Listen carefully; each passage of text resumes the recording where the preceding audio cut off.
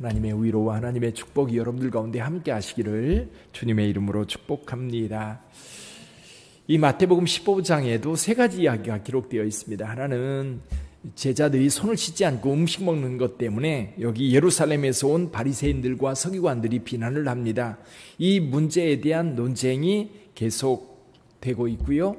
그리고 또 한 가지는 예수님께서 두로와 시돈이라고 하는 지역에 가서 가나안 여자가 간구하는 것을 들어주시는 그 사건이 있고요. 또 한 가지는 칠병이어라고 그러죠. 오병이어의 기적이 있었는데 여기서는 오병이어의 기적이 아니라 칠병이어. 그러니까 물고기 2마리 그리고 보리떡 7개로 4,000명을 먹이시고 남은 광주리가 7광주리다. 그래서 이 두 개의 비유, 오병이어와 칠병이어의 기적은 이 두 가지가 여기 기록되어 있는데 여기는 의미가 하나가 있습니다. 그 뭐냐면 오병이어는요 유대인들을 위한, 이스라엘 백성들을 위한 기적이라고 한다면 칠병이어는 이방인들을 위한 상징이 거기에 포함되어 있어요. 12이라는 숫자, 이스라엘 12지파를 가리킨다고 한다면 7이라는 숫자는 이방인들을 가리키는 겁니다. 그래서 여러분 12제자가 있고 신약 그 사도행전에서도 집사님을 세울 때 7집사님을 세우세요. 그런데 이 7집사님이 전부 다 헬라계, 그러니까 유대계 제자들이 아니라 헬라의 이름을 쓰고 있는 제자들입니다. 그게 이방인들을 상징해요. 그래서 이 복음서에서는 이 복음 하나님의 은혜가 이스라엘 백성들을 중심으로 일어나지만 또 이방인들에게도 이 복음이 증거되고 있는 내용을 여기에 포함하고 있습니다. 특히 여기 스로보니게 마가복음에 스로보니게 여인으로 나오는데 여기서는 가나안 여인이다 이렇게 표현되고 있는데 이 가나안 여인의 딸을 고쳐준 사건이 두로와 시돈이라고 하는 곳입니다. 두로와 시돈은 이스라엘 지역이 아니에요. 이스라엘이 이렇게 있으면 저 북쪽 지중해 해변가로 있는 도시가 여기 두로와 시돈입니다. 이 두로와 시돈 지역은 이스라엘에게 이렇게 편입되었던 적이 없어요. 늘 이방인 지역이었어요. 남쪽에는 블레셋이라든지 그리고 에돔이라든지 이런 나라들이 있고 동편에는 암몬, 모압 또는 이런 나라들이 이제 동쪽 편에 자리를 잡고 있었죠. 그래서 이스라엘의 빙 둘러 서쪽은 바다고요.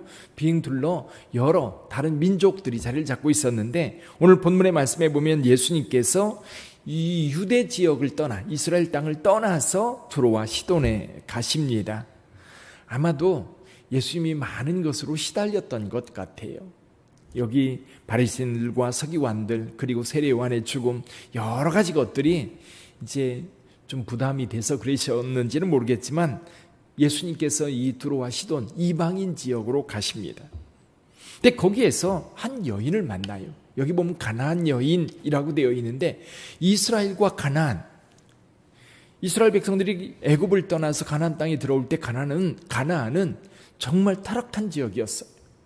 그리고 늘 우상 숭배, 늘 이렇게 도덕적으로나 윤리적으로나 타락한 민족, 그러면 늘 이 가나안이라고 하는 이름이 거기에 들어가 있었습니다.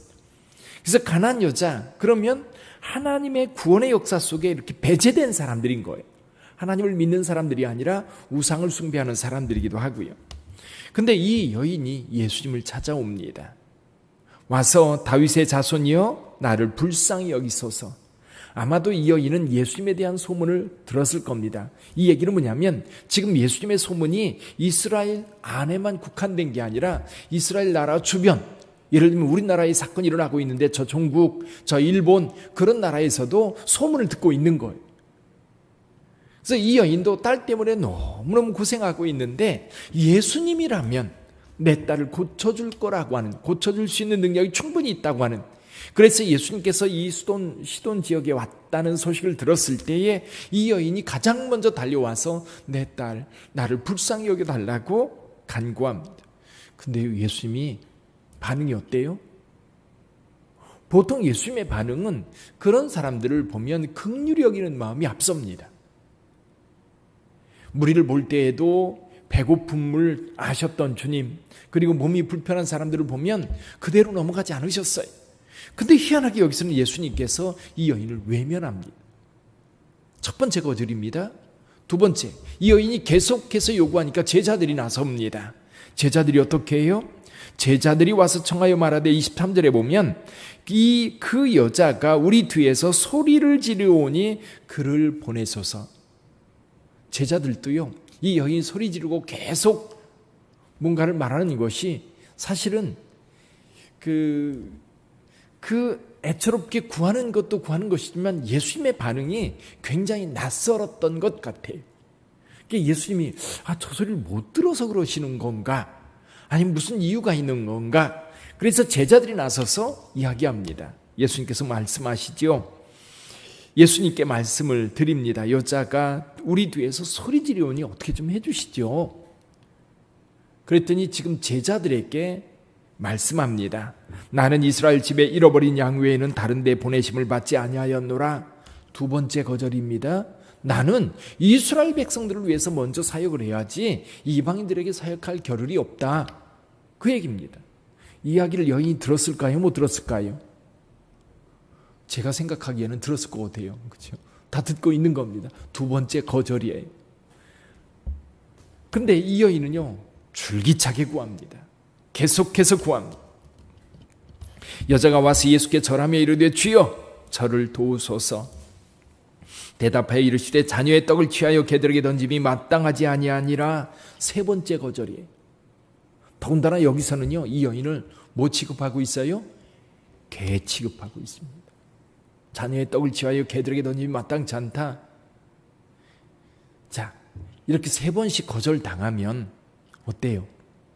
여러분들의 마음은 어떨 것 같습니까? 싫으면 그만두지. 그렇죠? 그런 마음이 우리 속에서 이렇게 일어날 것 같아요. 근데 여기서 우리가 한 가지 생각해야 될 것이 있어요. 자녀 문제는 다릅니다. 우리가 세상에서 나를 위해서 구할 때는 이렇게 세 번째 것을 당하면 자존심이 슬그머니 일어나고 싫으면 그만두지 그러고서 욕하고 돌아설 텐데요. 이 여인뿐만 아니라 자녀를 둔 모든 부모들은요, 자녀만큼은 그런 것 같아요. 자존심이 없어요. 자녀를 위해서 뭔가를 구할 때는 자녀고 뭐고 없는 것, 그 자존심이고 뭐고 다 없는 것. 그래서 저는 이 말씀을 보면서 이 자녀에 대한 생각을 해보는 겁니다. 사실 자녀는 우리에게 가장 큰 아픔이고 부담이고 그렇습니다. 가장 큰 아픔이기도 해요. 자녀들이 아프면 자녀들이 아픈 것보다 더 아픈 게 누구예요? 부모입니다. 자녀이 고통스러우면 자녀가 고통스러운 것 그거보다 10배는 더 부모가 고통스러운 것. 이게 그 속상함이, 그 아픔이 너무 큰 거예요. 그러니까 자녀가 힘들고 어려운 상황, 자녀가 귀신 들려서 고통당하는 것을 옆에서 보는 엄마, 얼마나 마음이 찢어지고 얼마나 고통스러웠을까. 예수님께 한 걸음에 달려가서 계속해서 구하는데 세 번씩이나 거절을 당합니다. 그러나 이 여인은 거기에 굴하지 않아요. 끝까지 구합니다. 결국 이 여인은 예수님께 간구해서 결국 응답을 받아냅니다. 자존심 다 내려놓고 오직 자녀를 위해서 구하는 어머니의 마음을 여기서 우리는 헤아려 보게 됩니다. 그래서 오늘날도 저와 여러분들이요, 자녀 문제만큼은 하나님 앞에 이 여인의 태도를 가져야 돼요. 자녀 문제만큼은, 왜냐하면 우리 하나님께서 우리 자녀들 우리에게 맡겨주셨거든요. 잘 양육하라고 맡겨주셨고 잘 돌보라고 맡겨주셨기 때문에 우리 자녀들만큼은 부모로서 하나님 앞에 정말 이 여인의 태도로 구해야 될 것 같아요. 그리고 구할 수 있어요. 왜냐하면 이 자녀를 누가 맡겨주셨어요? 하나님께서 맡겨주셨거든요. 그러니까 하나님께서 맡겨주셨으니까 하나님, 제가 이 자녀를 돌볼 능력이 없습니다. 도와주세요. 질병의 문제든 또 결혼의 문제든 자녀의 문제든 또 뭐 세상살이의 어려움이든 어떤 것이든 부모는 이 자녀를 위해서 하나님 앞에 기도할 수 있어요. 특별히 저와 여러분들이 하나님 앞에 자녀를 위해서 간절히 기도해야 될 것 가운데 하나가 뭐냐면 믿음 안에서 사는 것. 자녀들이 예수 그리스도 안에서 사는 것만큼 중요한 일은 없어요. 이것을 위해서 눈물로 기도해야 될 줄 믿습니다. 근데 저는 이 말씀을 묵상하면서 이런 생각이 들어요. 예수님께서요, 나를 위해서 이 어머니처럼 우리 성부 하나님께 중보하신다는 사실. 제가 힘들고 아파할 때 우리 주님께서 나를 위해서 이렇게 중보하시는 거예요. 이렇게 구하시는 분이신 거예요. 여러분, 그래서 저와 여러분들이 힘들고 어려울 때 그리스도를 믿는, 예수님을 믿는 하나님의 자녀들은요, 외롭지 않습니다. 왜냐하면 우리가 주님 앞에 구할 수 있고 그 주님께서도 우리의 아픔, 우리의 고통, 여기 이 가난한 여인의 마음으로 우리 하나님 앞에 구할 뿐만 아니라 우리를 바라보시는 분이기 때문에 그래요. 그래서 이 여인의 마음이 예수 그리스도의 마음이고요, 그 은혜 안에 저와 여러분들이 있다는 사실을 발견한 겁니다. 여러분들이 힘들고 어려울 때 우리 아버지 되시는, 우리 주님 되시는 예수님께서는 여기 이 여인이 자녀를 위해서 하나님 앞에 간절히 예수님 앞에 간구했던 그 마음으로 우리를 돌보시는 줄 믿습니다. 우리에게 필요한 것 한 가지가 있어요. 그건 뭐냐면 이 여인에게 말씀하셨던 내 믿음이 크도다. 내 믿음이, 오직 예수 그리스도를 믿는 그 믿음으로 저와 여러분들이 예수님께 간구할 뿐만 아니라 그 은혜 안에 오늘 하루를 기쁨으로 살아가는 저와 여러분들이 되기를 주님의 이름으로 축원합니다. 기도하겠습니다.